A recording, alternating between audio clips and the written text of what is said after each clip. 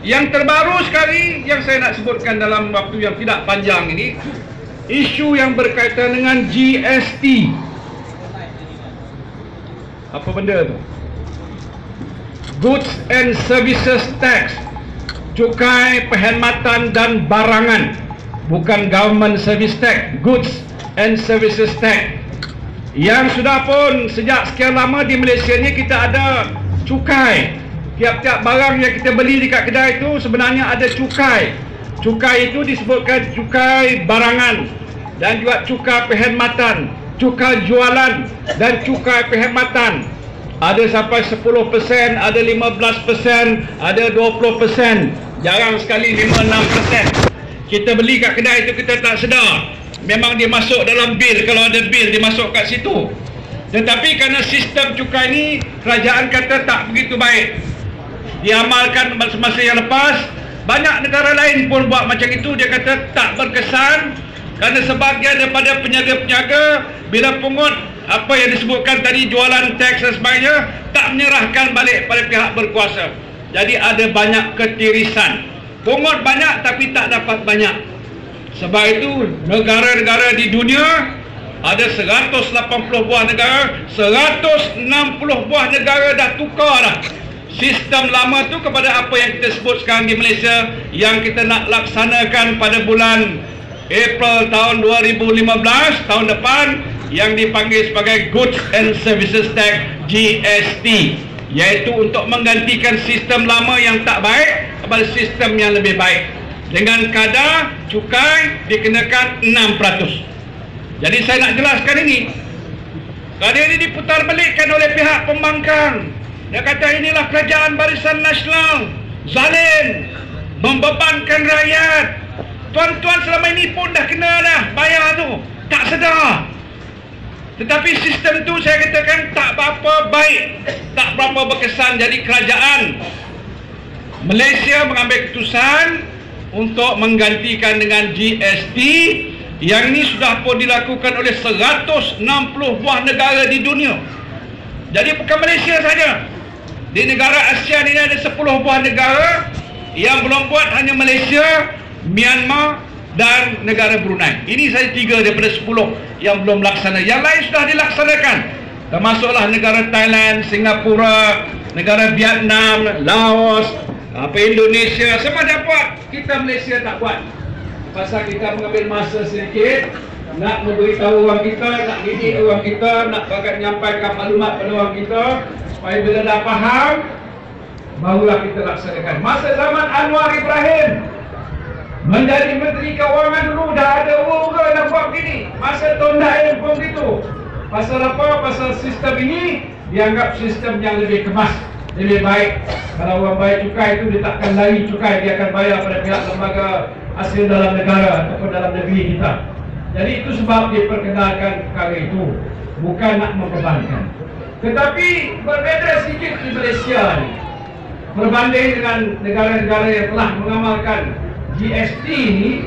Kerana di Malaysia ini ada banyak barang-barang yang dah dikecualikan.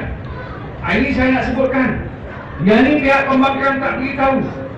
Dia sampai kepada kampung, dia cakap orang kampung macam-macam hal yang sebenarnya ada suatu perkara yang tak betul. Tetapi manalah kita tahu. Mungkin maklumat kita tak sampai lagi, mungkin penerangan-penerangan pun tak sampai ke kampung, mungkin cara-cara kita menyampaikan maklumat ini tak berapa jelas, jadi kita tak berapa faham.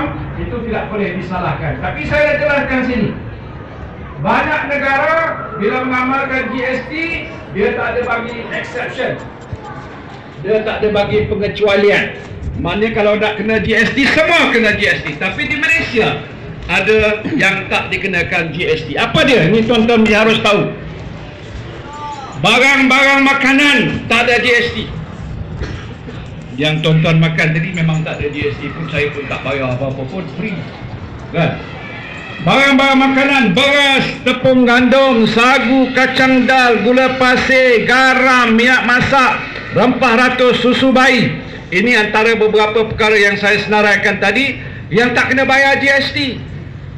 Jadi tak berbangkit seolah kata esok kita akan terbeban dengan GST. Produk-produk pertanian, padi tak ada GST.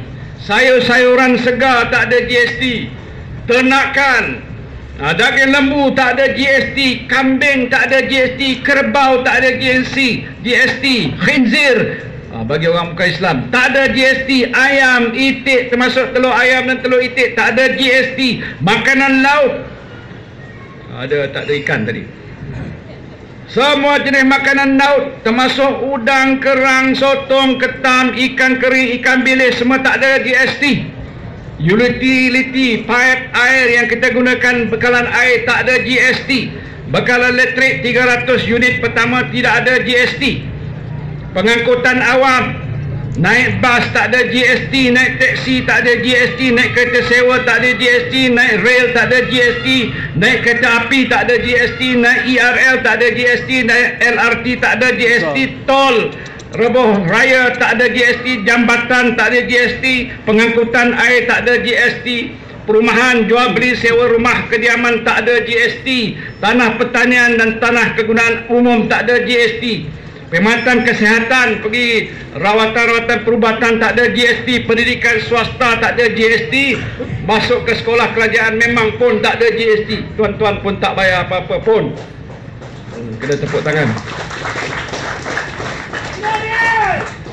Saya sebutkan ini barang-barang keperluan tak ada kena apa-apa. Daripada berapa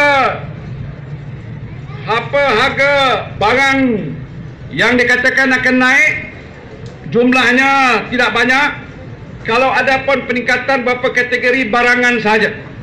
Dan saya nak sebutkan juga di banyak negara, bila mula saja dia nak melaksanakan skim GST ni, kerana dia baru lagi, ada sedikit masalah, ada peningkatan sedikit.